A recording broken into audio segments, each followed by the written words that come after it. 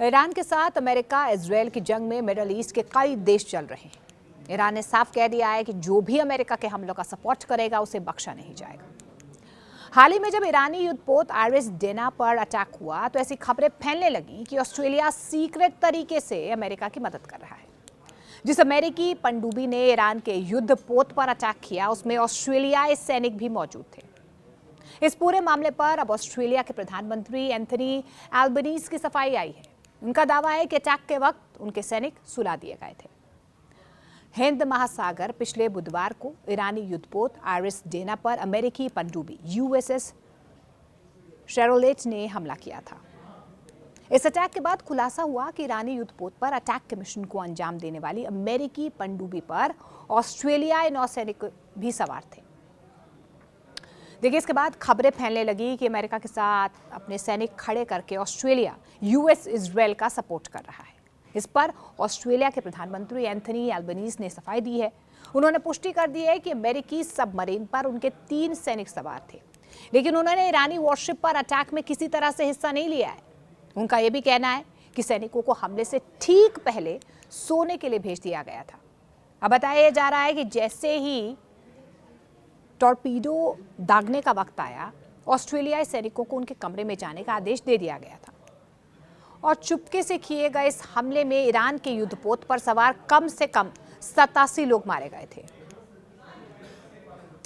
Australia में अब इस बात पर बवाल मचा हुआ है। वहां की ग्रीन्स पार्टी ने प्रधानमंत्री पर झूठ बोलने और युद्ध में शामिल होने के गंभीर आरोप लगा दिए। ऑस्ट्रेलियाई सैनिकों को ऑफेंसिव एक्शन में पूरी तरह दूर रखना एक सोची समझी रणनीति के तहत हुआ है।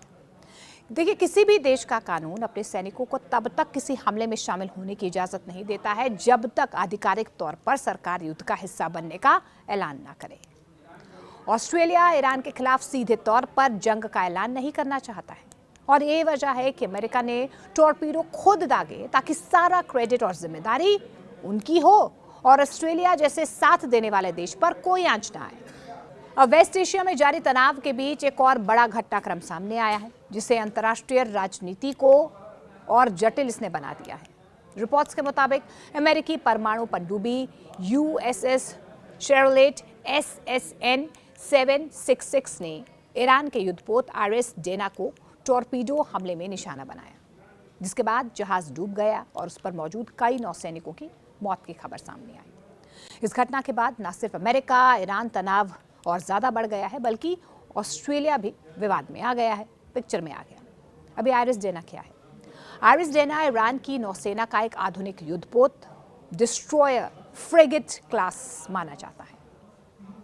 यह जहाज ईरान की नौसैनिक शक्ति को मजबूत करने के लिए बनाया गया था। इसमें मिसाइल सिस्टम, रडार और हेलीकॉप्टर संचालन की क्षमता भी बताई जाती है। यह लंबी दूरी की समुद्री तैनाती और सुरक्षा मिशंस के लिए इसका इस्तेमाल किया जाता है। हाल ही के वर्षों में ये जहाज ईरान की नौसेना की उन परियोजनाओं का हिस्सा रहा है जिनका उद्देश्य फारस की खाड़ी और आसपास के समुद्री इलाकों में ईरान की मौजूदगी मजबूत करना था। अभी हमला कैसे हुआ? अब रिपोर्ट से दावा कर रही हैं कि अमेरिकी नौसेना की परमाणु पनडुब्बी यूएसएस शेरोलेट SSN 766 ने पानी के अंदर से टॉर्पीडो दागकर इस जहाज को निशाना बना दिया।